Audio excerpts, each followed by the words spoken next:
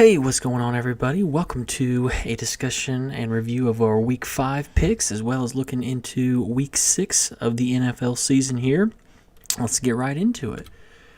So, looking at last week, I thought was actually a pretty straightforward week. Had a lot of good plays, good value, and a lot of things hit the way that I was hoping for.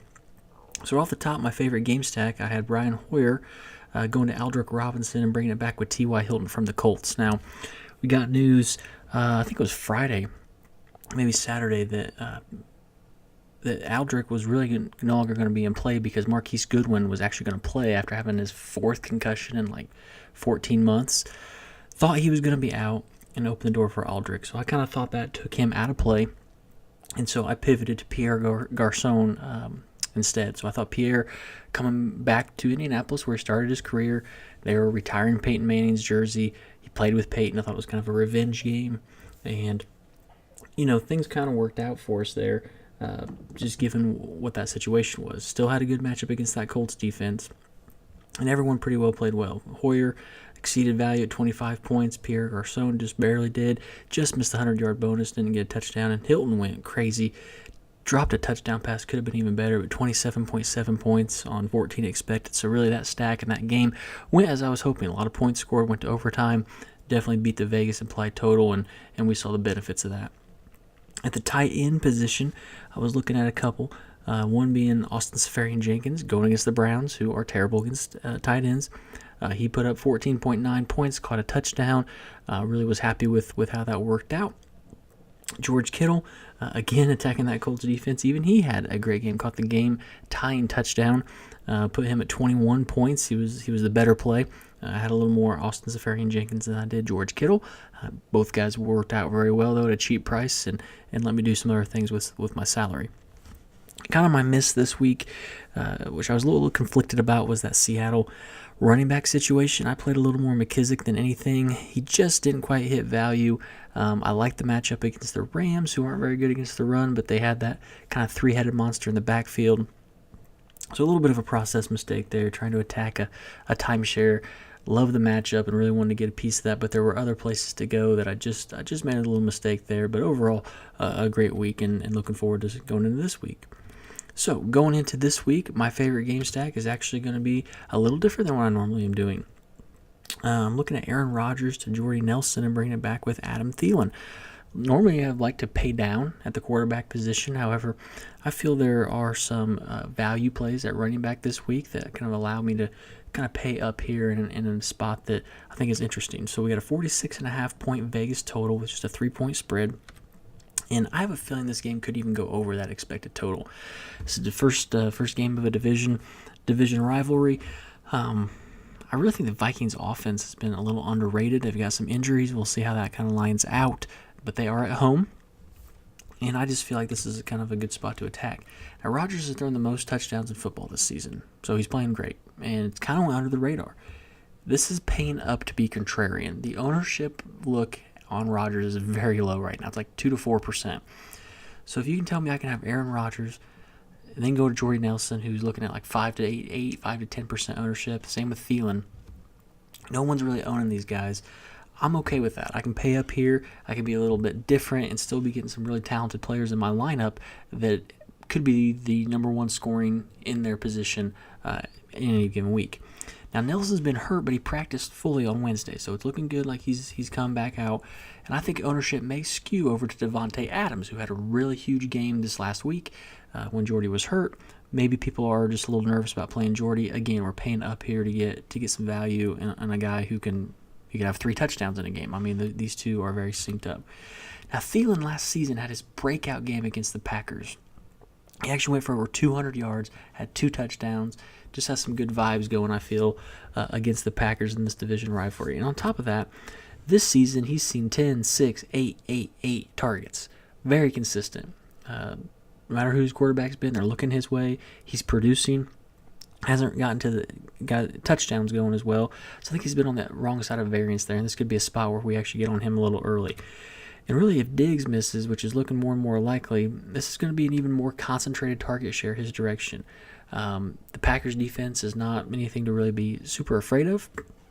So if we get more targets Thielen's way when he's already getting good target share, I just think it sets up well for both sides to have a kind of a good game and give us some good points here. So a couple tight ends I'm considering. I'm going to Ryan Griffin this week, which is probably going to be a fairly popular play. We've got a 46.5 point Vegas total with a 9.5 point spread. Kind of a big spread here. Houston expected to win this game pretty easily. And the exact same bullet point from last week. The Browns are terrible against the tight end. We had Jesse James, Ben Watson, Croft, and then last week ASJ continue to go off for exceeding their value, and I would hope Griffin can do the same thing here. So Al Zeidenfeld, a DFS pro that a lot of people like to look at and watch, he had kind of an interesting discussion point that I put into a Venn diagram that I thought was interesting, and it's simply, are the Browns playing this week? Does the opposing team employ a tight end? If those two answers are yes, we play the tight end against from the opposing team. And that's what we're looking for here from Griffin, right? He's only got 4, 5, and 6 targets. That's not ideal, but at his price, he really only needs 12 points to succeed. So if he does happen to catch a touchdown, we're looking really good, just like Austin Seferian-Jenkins last week. Now again, I'm going back to Cameron Brate. Here's a 45.5 point Vegas total with just a 2-point spread. He's caught a touchdown in 3 straight games now, and I don't hear anyone talking about this guy. He's been great. He's done what he's needed to. He's getting targeted more. In order here, he went 3, 4, 6, and 9 targets this year. He's trending in the right direction for targets, and he continues to come through for Jameis Winston. I think there's a trust building there. And the Arizona defense, I think, is going to scare some people off here. And at this point, they're going more off a name brand than they are being actually good in reality. They gave up a tight end just the last week to Ertz in Philadelphia from the tight end position. So, again, I just feel like it's a good spot with a player who's getting good target share, increasing target share, and has gotten to the end zone 3 times already this year in a tight end position that you're always looking for that trustworthy value. So let's look at a couple of running back situations to watch. I really like Alvin Kamara this week here out of New Orleans. This is a 49.5 point Vegas implied total with a 6-point spread, and the Saints are home favorites. Now, the thing about the Saints is on their home field, they're in New Orleans. Both teams, both themselves and their opponents, all average more points in New Orleans than they do when New Orleans plays on the road. It's just a place where a lot of fantasy points happen. Now, for the Detroit defense today, Haloti Ngata was put on IR. That really hurts the run defense of the Lions in the middle, right? You're taking away a real talent there. It's going to be on IR, going to be gone. I think it opens some things up. What else opened up this week? Well, Adrian Peterson just got traded to the Cardinals. Not that Adrian Peterson was getting a lot of snaps or reps. However, it unmuddies some of the water. We've got Ingram. We've got Kamara. Kamara, to me, has looked really good. I feel like they are trusting him more. And now the Adrian Peterson thing is it's out of the way.